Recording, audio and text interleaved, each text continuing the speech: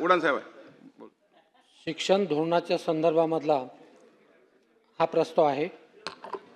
माझ्या कार्यक्षेत्रातील प्राथमिक शाळांची परिस्थिती मी आपल्यासमोर सांगतो. एकूण जिल्हा परिषदच्या शाळा 174 आहेत. त्याच्यापैकी मोडकळीस आलेल्या 104 आहेत.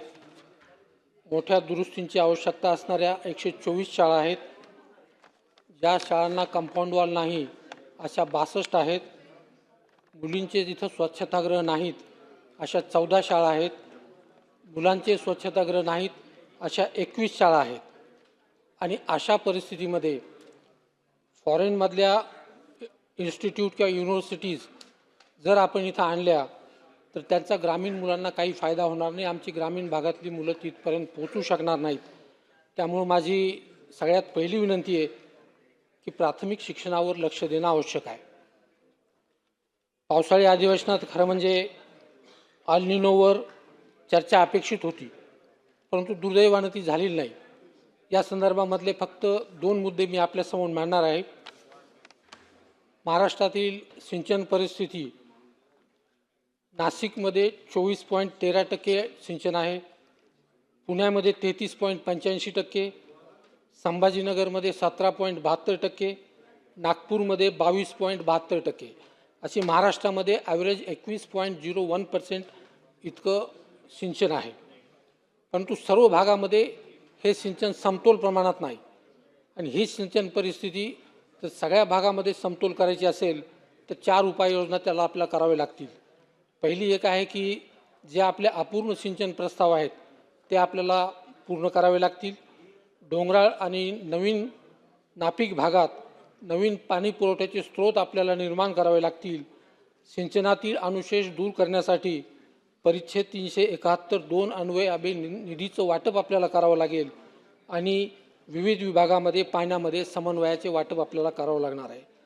जायकवाडी धरण ज्यावेळेला आपण बांधलं 1981ला, त्याप्रमाणे त्याचं वाटप आपण खालीलप्रमाणे ठरवलं होतं.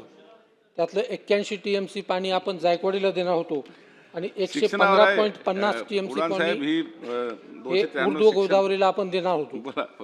परंतु आजच्या परिस्थितीमध्ये जायकवाडीला फक्त 60 TMC पाणी मिळतं आणि ऊर्ध्व गोदावरीला 128.11.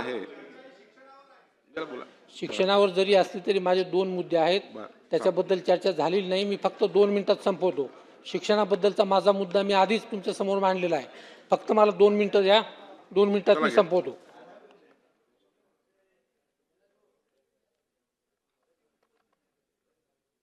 मराठवाड्यामध्ये 260 TMCची पाणी तूट आहे आणि ही भरून काढण्यासाठी आपल्याला मराठवाड्यामध्ये 260 TMC पाणी वळवणे हे आवश्यक आहे.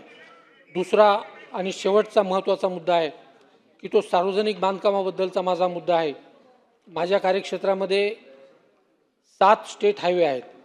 त्याची लांबी 266.55 किलोमीटर आहे आणि त्याच्यापैकी फक्त 99.65 किलोमीटर चांगले आहेत आणि 166.90 किलोमीटर हे वाईट रस्ते आहेत.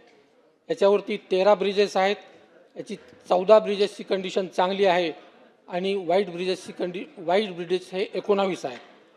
MDR जे आहेत ते 425.20 किलोमीटर आहे. त्याच्यापैकी फक्त 196 किलोमीटर चांगले आहेत आणि 228 किलोमीटर हे वाईट आहेत. याच्यावर 25 पूल आहेत. 25 पूल आहेत आणि याच्यापैकी एकही पूल चांगला नाही. माझ्याकडं 4 रेल्वे ओव्हरब्रिजेस आहेत आणि याच्यावरून 34 ट्रेन दररोज जातात. 11 मिनिट एक ट्रेन जाताना गेट्स बंद होतात. त्याच्यामुळे जवळपास 6.41 तास हे 4च्या 4 गेट बंद असतात. आणि मला जाणीव आहे की हे जे प्रश्न आहेत ते काही एकदाच संपणार नाहीत, परंतु याचा एक कालबद्ध विकास आराखडा ठरवणं आपल्याला आवश्यक आहे. धन्यवाद.